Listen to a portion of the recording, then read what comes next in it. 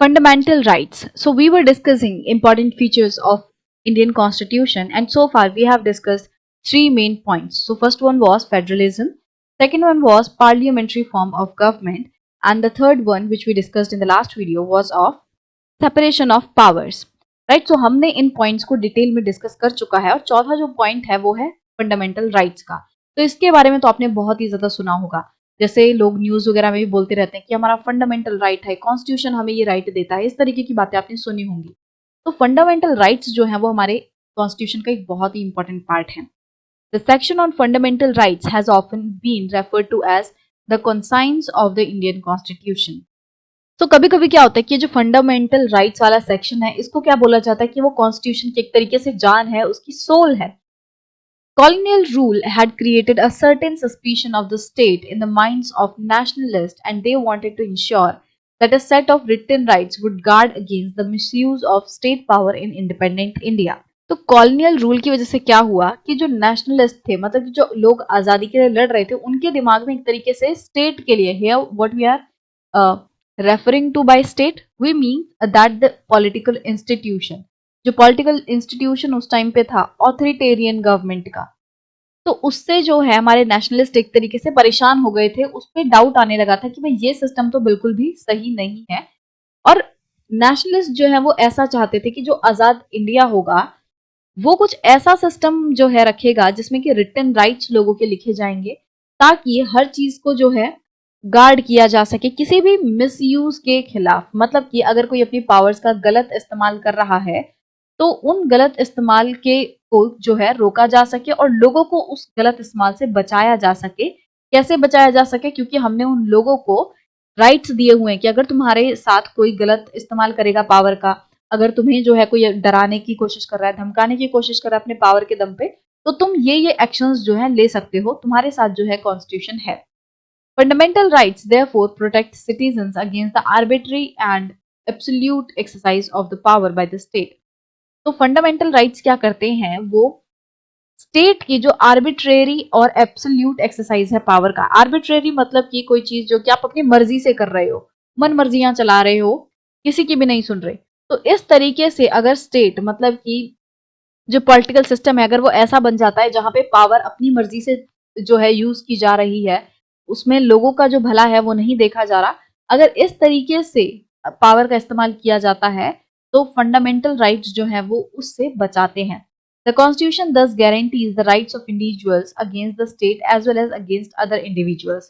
तो हम बात करें जो हमारा कॉन्स्टिट्यूशन है वो हमें राइट्स प्रोवाइड करता है किसके अगेंस्ट? जो स्टेट है, मतलब कि एक तरीके से जो गवर्नमेंट है, वैसे यहाँ पे मैं गवर्नमेंट और स्टेट को इंटरचेंजेबली यूज कर रही हूँ, बट स्टिल जो पॉलिटिकल सिस्टम है वो और लोग एक दूसरे से किस तरीके से बच सके, उसकी हमारी जो कॉन्स्टिट्यूशन है वो गारंटी देता है। कैसे देता है? क्योंकि उसने हमें काफी सारे राइट्स दे रखे हैं जिनको यूज करके हम अपने आप को इन मिसयूज ऑफ पावर से बचा सकते हैं। Moreover, the various minority communities also expressed the need for constitution to include right that would protect their groups। अब बहुत सारी ऐसी माइनॉरिटी कम्युनिटीज हैं जिनके साथ जो है डिस्क्रिमिनेशन होता है, जिनको कि आगे बढ़ने नहीं दिया जाता।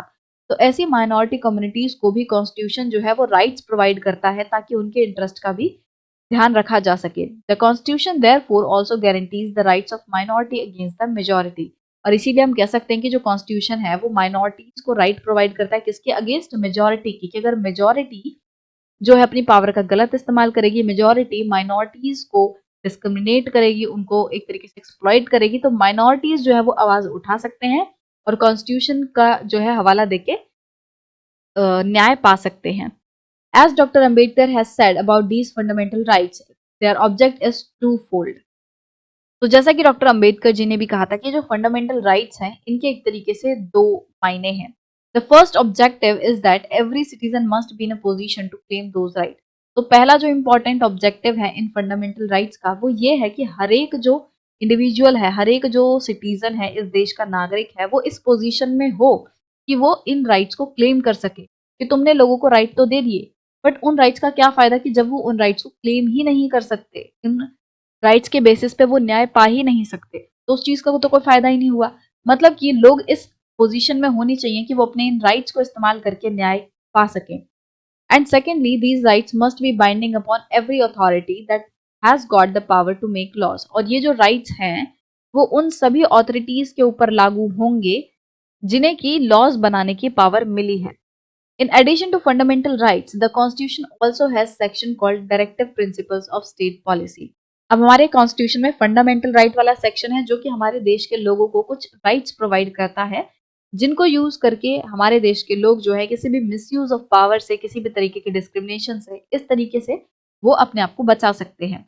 अब फंडामेंटल राइट्स के साथ साथ जो कॉन्स्टिट्यूशन है वो directive principle of state policy भी देता है।